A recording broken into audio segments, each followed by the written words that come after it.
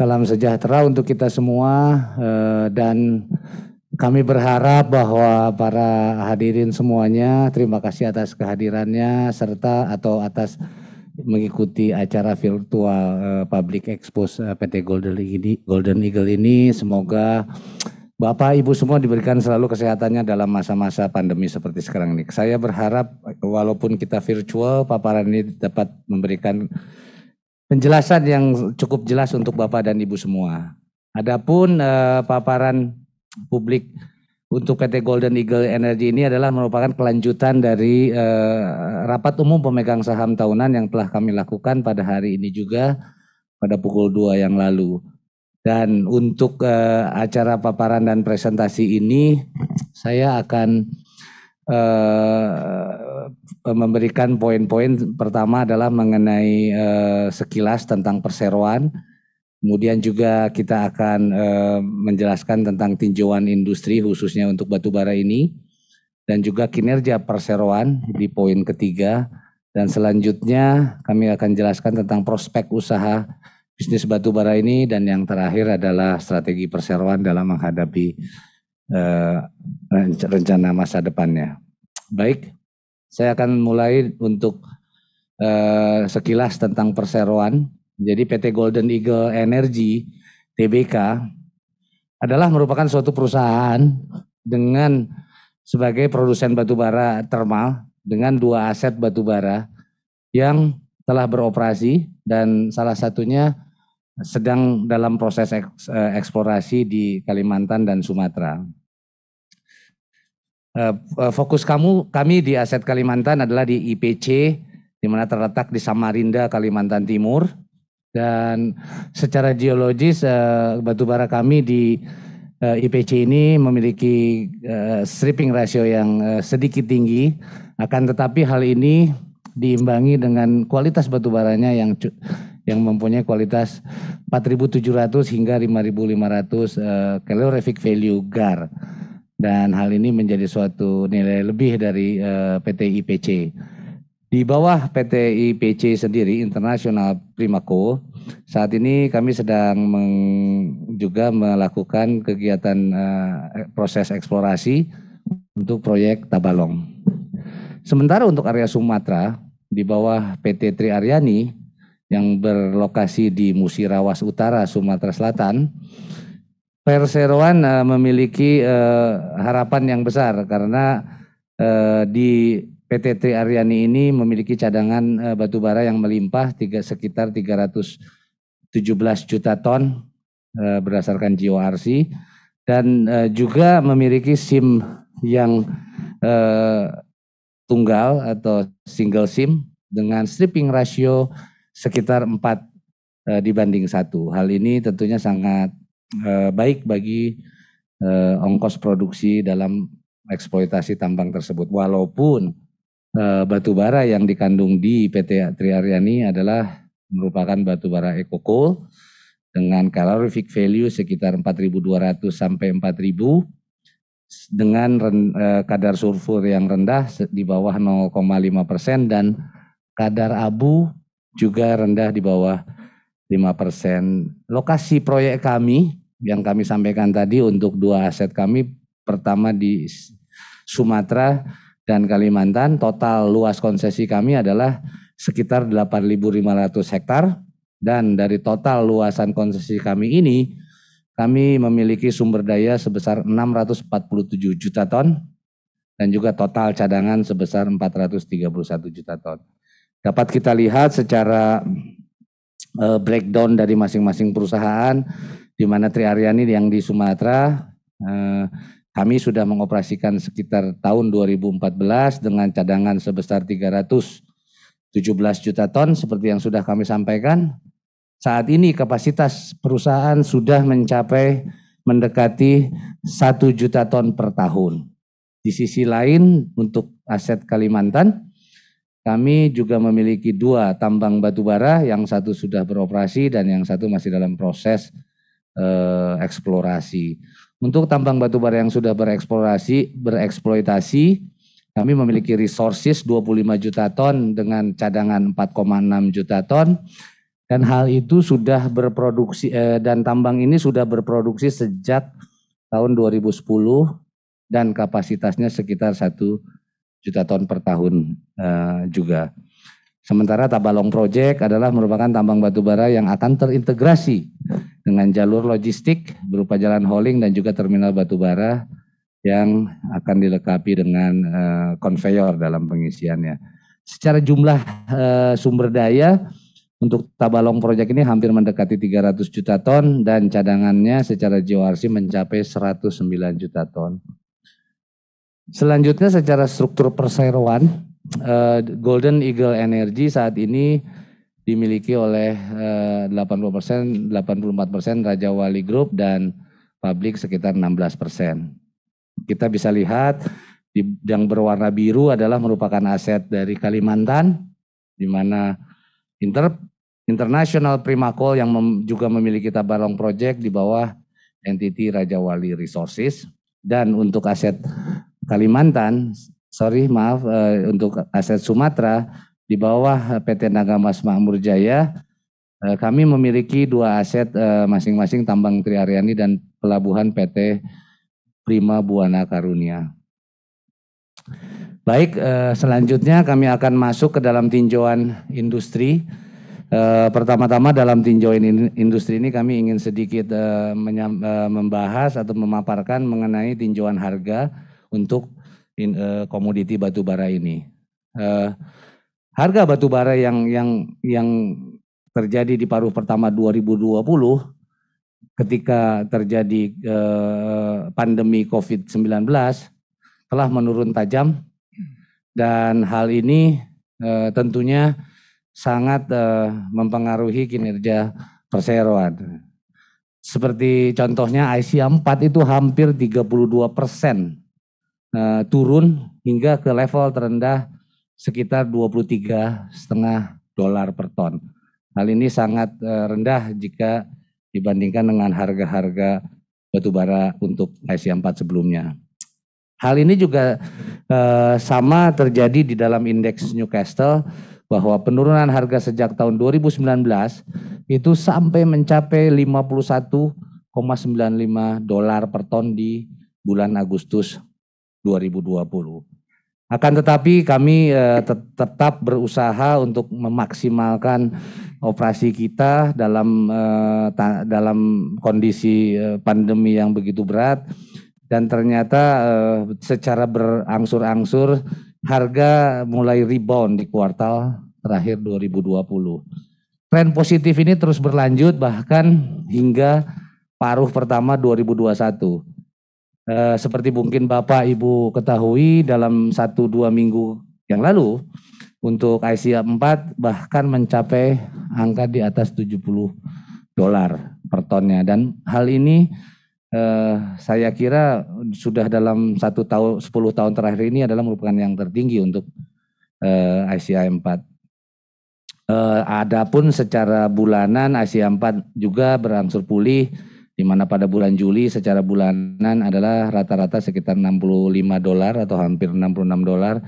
Hal ini diikuti juga untuk Newcastle yang saat ini udah hampir mencapai $150 per ton.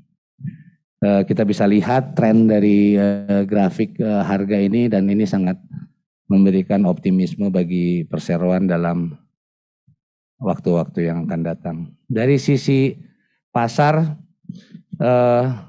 tinjauannya adalah secara global di tahun 2020 seperti Bapak Ibu ketahui, karena semakin berkurangnya pemakaian listrik di beberapa negara akibat terjadi pandemi COVID-19 ini, tentunya permintaan akan batubara juga menurun secara drastis. Dan hal ini terutama akibat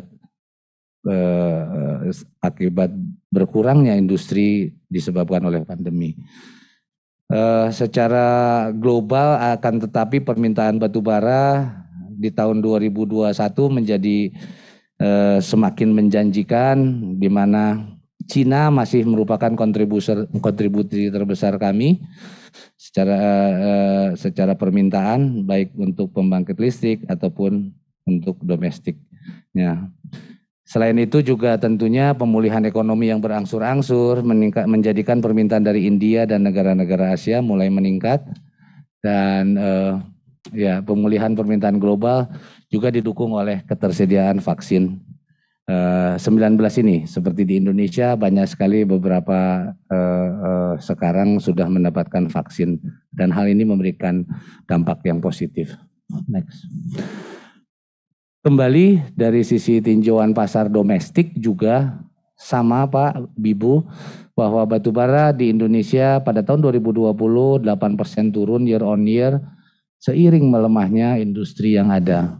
Dan batubara di Indonesia pada tahun 2021 juga terdapat kenaikan. Jadi saya kira antara global dan domestik memang agak paralel dan saling menunjang, dan bahkan pemerintah di tahun 2021 meningkatkan target produksinya menjadi 625 juta, naik 11% year on year dibanding tahun 2020. Untuk batubara domestik tentunya pasar ekspor batubara kita masih tetap juga pemerintahan Cina, di mana kebutuhan batubara di Cina meningkat dengan adanya pelarangan impor batubara Australia secara informal. Dari ketentuan DMO secara domestik 25% dari 550 juta ton sebagai target perusahaan pemerintah di tahun 2021 akan menjadi target DMO tahun 2021 ini dengan harga basis $70 per ton FOB. Dan juga konsumsi batubara PLTU di Indonesia hingga tahun ini diprediksi akan meningkat 113 juta ton atau sekitar 8% dari 105 juta ton di tahun 2020. Baik, saya akan masuk ke poin yang ketiga. Berikut ini kami akan sampaikan tentang kinerja perusahaan. Tentunya seluruh perusahaan saat ini tetap harus waspada. Apalagi Bapak Ibu tahu sendiri bahwa baru dalam 2-3 bulan yang lalu kita mendapat serangan varian Delta, dan hal ini tentunya harus juga kami di dalam operasi perusahaan harus kami sikapi. Hal ini tentunya kita fokus dalam pandemi ini menjaga lingkungan kerja tetap aman untuk menjadikan operasi kita tetap berjalan.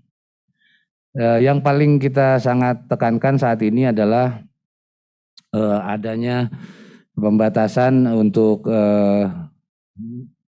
pengunjung ke proyek kami, dan juga protokol kesehatan yang tentunya Bapak Ibu ketahui ada prosedur karantina. Secara reguler juga kami melaksanakan pengetesan karyawan kami, sehingga alhamdulillah sampai hari ini operasi kami masih dapat berjalan secara optimum tanpa adanya pengurangan.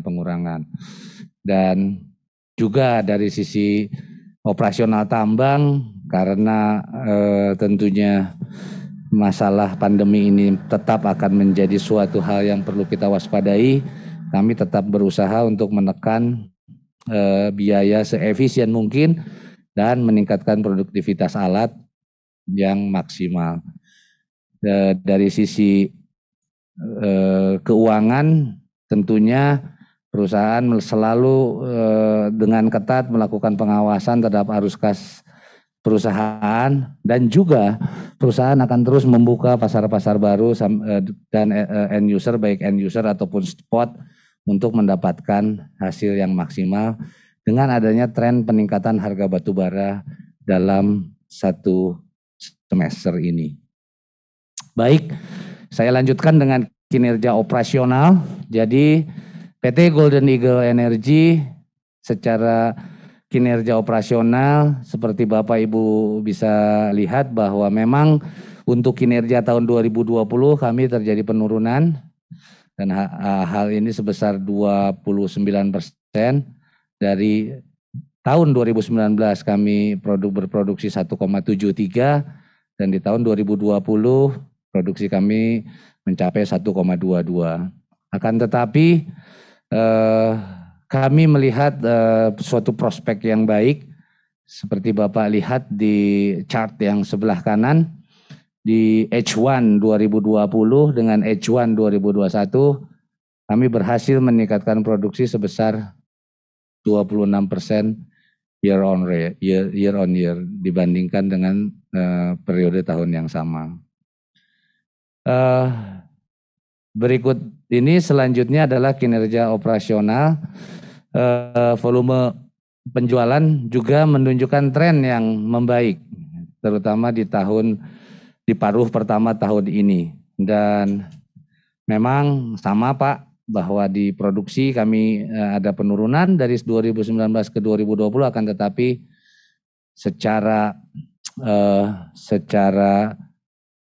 berangsur-angsur bisa membaik di paruh pertama tahun 2021. Seperti Bapak lihat peningkatannya sampai 31% year on year.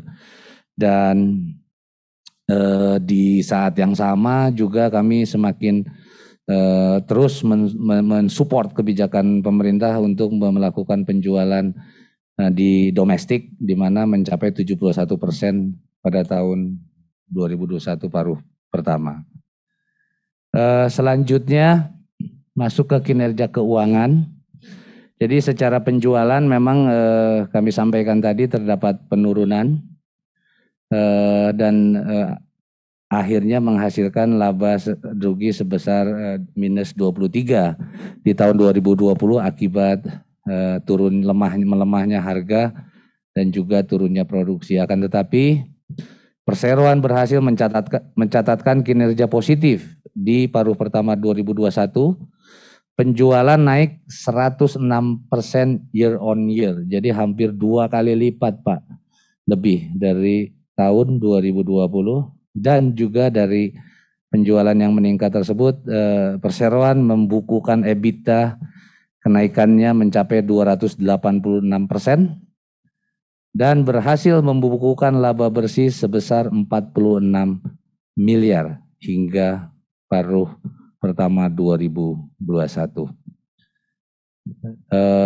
Saya pikir itu.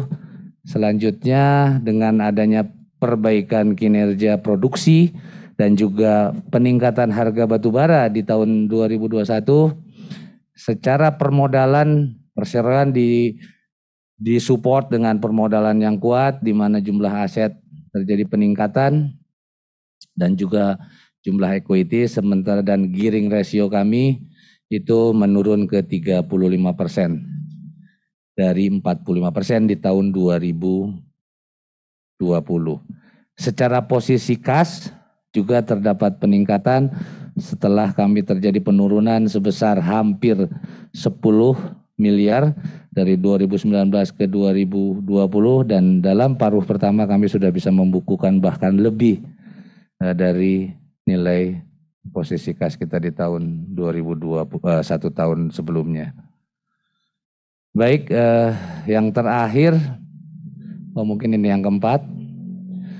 Seperti yang disampaikan tadi bahwa prospek dari bisnis perseroan yang bergerak di bidang produsen batubara termal tentunya tetap merupakan suatu bisnis yang menjanjikan. Kami percaya bahwa kebutuhan akan batubara dalam beberapa saat ke depan masih akan tetap tinggi,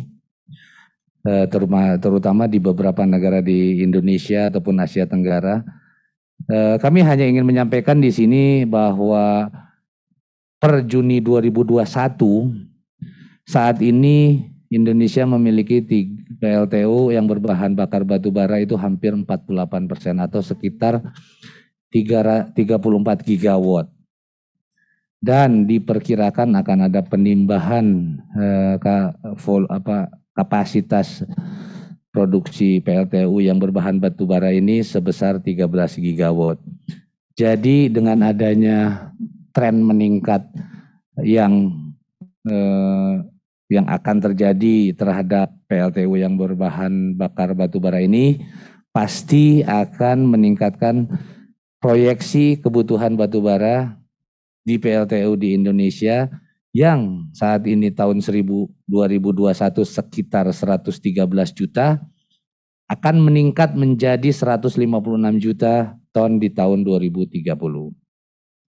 Dan hal ini tentunya pasti akan juga disupport dengan peningkatan kebutuhan batubara di market global. Adapun secara strategi perseroan ke depan saat ini kita masih tetap waspada dengan perkembangan pandemi saat ini, akan tetapi perseroan akan tetap menjaga tambangnya supaya tetap beroperasi dengan maksimal, menerapkan protokol kesehatan, dan tentunya yang paling penting adalah kita akan melaksanakan proses penambangan yang optimum, yang mana memberikan efisiensi yang tinggi. Dari sisi logistik seperti Bapak Ibu sampaikan bahwa batubara adalah merupakan bisnis yang sangat bergantung dengan logistik, di mana perusahaan akan terus meningkatkan jumlah armadanya dan juga bagaimana terus meningkatkan produktivitas dari armada hauling tersebut dengan pembangunan intermediate stockpile sehingga truk-truk tersebut bisa lebih produktif. Dari sisi pemasaran, perseroan memiliki strategi untuk mengoptimalkan harga jual di mana melalui spot ataupun juga, dan dengan memadukan juga dengan HBA. Memperluas pasar kepada pengguna akhir adalah suatu strategi yang juga perseroan sedang kembangkan. Hal ini juga akan memperkuat basis pasar domestik. Kenapa seperti itu? Karena kita berharap dengan adanya peningkatan produksi kita akan selalu mendapatkan market-market yang sudah aman untuk masa depan. Sekali lagi dari sisi bidang keuangan, kita pasti akan selalu melakukan efisiensi biaya yang berkelanjutan dan juga pengawasan arus yang ketat dalam operasional perusahaan.